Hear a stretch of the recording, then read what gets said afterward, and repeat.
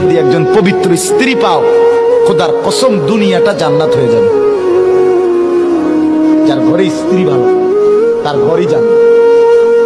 আর যার বেড়ি খারাপ, যার বউ অসৎ, চরিত্রহীন, বেপর্দা, বেহায়া, যে বেড়ি নিজের স্বামীরে নিজের শরীর রূপ যৌবন দেখানোর চাইতে রাস্তায় দেখানোটাকে বেশি পছন্দ করে, খোদার কসম তার ঘর জাহান্নামের টুকরা, জাহান্নামের টুকরা, জাহান্নামের টুকরা।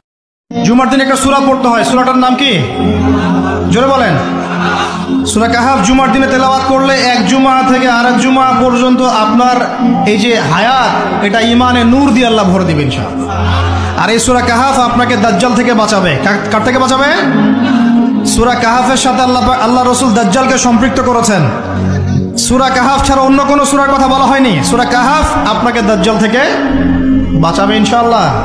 পৃথিবীতে এমন জীবন সঙ্গী পাওয়া অনেক কঠিন, যে জীবন সঙ্গী আপনার অনুপস্থিতিতেও আপনারই থাকবে, যে জীবন সঙ্গী আপনাকে বাদ দিয়ে কারোর সাথে কথা বলবে না, যে জীবন সঙ্গী আপনার সঙ্গে হাজারটা ঝগড়া হোক, হাজারটা মারামারি হোক, তবুও সে আপনার প্রতি আসক্ত হবে, অন্য কারোর দিকে চোখ তুলে তাকাবে না। ঠিক না বলেন?